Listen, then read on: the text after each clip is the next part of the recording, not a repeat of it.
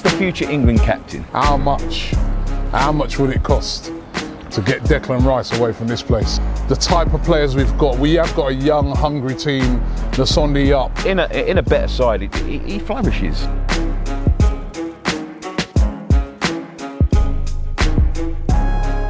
My man Nicky today, taking a little walk around the London Stadium. Right, you know, it's a lovely stadium, man, from the outside. Outside, anyway. yeah, outside it's lovely. Inside. But it's actually like the biggest stadium now in London, isn't it? Yeah. Capacity-wise, it's bigger than the Emirates. It's going to be the biggest in the Championship, that's for sure. Well, listen, right, if you go into the now I'm going to be cheeky here now, right? If you go into the Championship, or whether you go into the Championship or not, you've got a certain player in your team, right, that not just Arsenal, quite a few teams are interested in, but there's been lots and lots of talk that Arsenal are interested in, and that's Declan Rice. Yeah. First thing I want to ask you, right, how good is he? How good is Declan Rice? I was saying yesterday to Cecil actually that I've seen a golden generation players have come out of this academy. I've seen Rio Ferdinand, Joe Cole, Michael Carrick, Frank Lampard, Jermaine Defoe, Glenn Johnson, and out of all of them, at the age he is, without going to the big club, so you know they moved on at 21, 22. Yeah. At 21, 22, he's head and shoulders above any of them.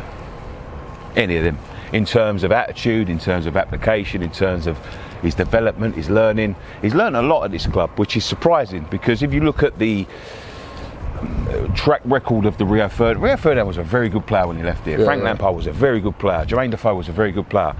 But they didn't get to the peaks of their careers until they went on and learned under good managers, with good players, with world-class teams.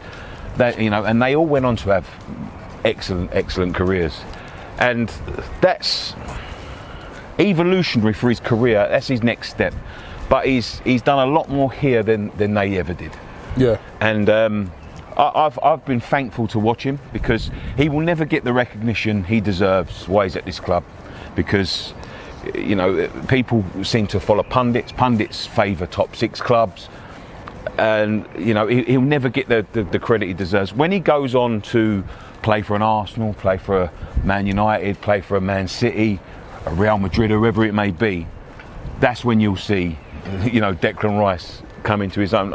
He's the future England captain, and there's a reason that he's a captain here, of course. He's the captain here, of course, but he's the reason why. You know, there's a lot of hype over Jude Bellingham, and I understand the hype. You know, young English player, you know, superstar at Birmingham, goes on to Borussia Dortmund, is excellent now. But there's a reason why Declan Rice, when you look at the England side, he's in there. It's Rice and Bellingham, Rice and Phillips. Right? There's a reason that he is the mainstay, because you know real football people will understand the talent the boy has, and he is not even unlocked, I think, a quarter of his talent here. Wow. And he's a very talented boy. Is he better than Bellingham? If it came down to it, right, because they're both two players that are going to be possibly available this summer, right, or teams are going to be looking at them this summer. If it came down to it for Arsenal, let's just say, I'm not saying we're in for Bellingham, would he be better for Arsenal than Bellingham? Yes. You think he would be? Just for the fact of, and I think Bellingham is a very talented boy. He's playing for a top club, you know, since he was very young. And I think, you know, as I said, the next step of Rice's evolution is playing for a top club. Yeah. But you look at Jadon Sancho. Let's take this Jadon Sancho example. You know, highly rated. You know, came from the English league, went over to Dortmund, done very well. He's done nothing at Man United. Yeah, true. And the thing you will get with Declan Rice is consistent. He's played a lot of games for a young lad, captained a lot of games. You know, played in big games, played in, you know, European Cup finals for England. He's played in semi-finals in Europe for West Ham. Hopefully another one by the end of the season. And I think he's just the more guaranteed to succeed. Over Bellingham. You know, if you're going to spend that sort of money, you know, if I was an opposition manager, I'd be paying it for Declan. Declan Rice is proven in the Premier League. What's his best position? Like, you know, I'm trying to figure it out at Arsenal as well, where he'd be best, because he seems like he can play in a couple of positions, but where would be his best position if he was at an Arsenal? He's the holder. Holding midfielder? Yeah, he's the holding midfielder. He's excellent at that job. I mean, I think world class at that position. World class? Yeah, I think world class. I think he's got a bit of a bad rap this year because of Souček's decline in form. I think he's been trying to cover a couple of positions, and Moyes' negative tactics I don't think does him any favours. He puts him under a lot of pressure, and he's trying to do the job of two players. But in a better side, he flourishes. He learns quick, Rob. That's the thing about Declan Rice. He never makes the same mistake twice. Yeah. And players like him here, we can't afford to lose him, but we're going to lose him. Yeah, I was going to ask you that. Do you reckon he will be gone this summer? Yes, absolutely. Because what's his contract? He's got a year after this. He's got a year after this, and a year extension, which will add a little bit of value, because I know that's going to be one of the next questions about how much you're going to have to pay to get him. Yeah. So he basically got 2 more years on his contract. 2 more years. Because they're going to take up the option. Yeah. But I remember when he signed his contract, he's on a very low wage, and he's not been one of them players to jump in. They've offered him $250, tried to make him the highest paid player that's ever played here, and he said no. And that's the reasons for that. Because there was that 8-year contract they were trying to. Yeah. And the reason for that is, Rob, he wants to go on to win trophies now. Yeah. And hopefully we get one by the end of the season. Not by last night's performance, that's for sure. But hopefully we will get, a small European Cup, which would be a success for us. But that's not going to be enough to whet his appetite to say, let's go another year and see what happens. Well, listen, he wants the big ones. You mentioned the question. I am going to ask it.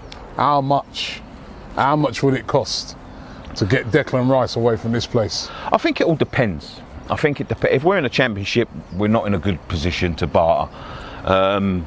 Premier League, perhaps a little bit more, but I think the talks of 150 million.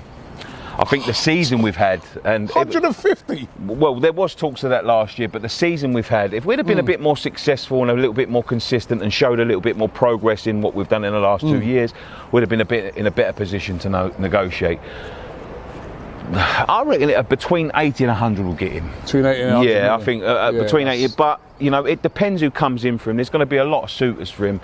And, I mean, personally, it could be a bidding war. So personally, for me, I just look on it and I think he would be perfect at Arsenal. I mean, we've got Thomas Partey, who plays in that position. He's been excellent for us this season, but he's a bit injury prone, and also he's getting a little bit older now. You know what I mean? You've got to start looking to the future. So I think if you had Thomas Partey and Declan Rice in there, I mean, you've got two, and I also feel that he could cover even Xhaka's position if need be as well. Yeah. And I think in a team like Arsenal, with the type of players we have got a young, hungry team that's on the up.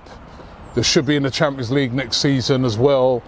And, Declan Rice playing with Saka, Martinelli and stuff like that, that really excites me, what I mean? It's mouth-watering for you guys. Yeah, so I'm listen, it's going to be number one whether Arsenal do act on what all the rumours are saying, that he's their number one target for the summer and they do go for him. And also, where he wants to go and play his football. But the one thing I would say is that Arsenal are a good proposition for any player now, I think, because it's an exciting place to be, right now, the type of football we're playing, the manager, the fans, so he could come to Arsenal and be what he is here, which is a real hero.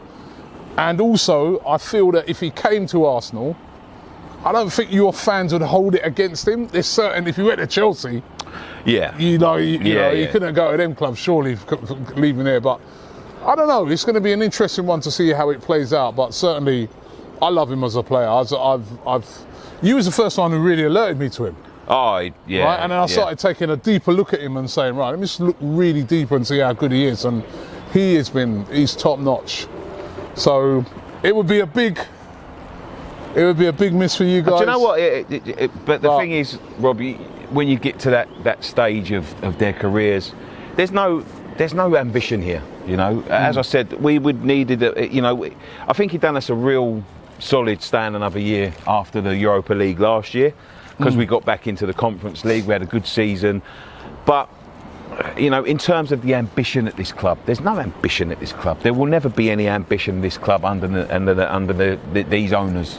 You know, we need like a Newcastle style takeover to be able to compete. And that's the way that the league's going. Yeah. And you know, it's never. And this is the good thing about Declan. And when it comes to, you know, choosing his next club, it's not going to be about money. You know, he's not going to do a Mudryk and, you know, be on the verge of signing for Arsenal. And then go to Chelsea because they've offered him more money, you know. But it's always going to be about trophies. So he will go to the club that will offer him the chance to win silverware and be successful.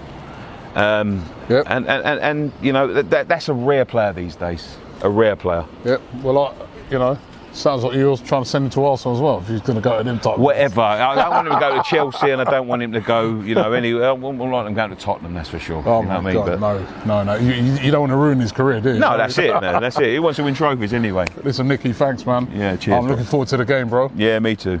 Don't forget, the Invincible podcast is coming to you live. It's going to be taking place at the Islington Assembly Hall on Tuesday, the 23rd of May.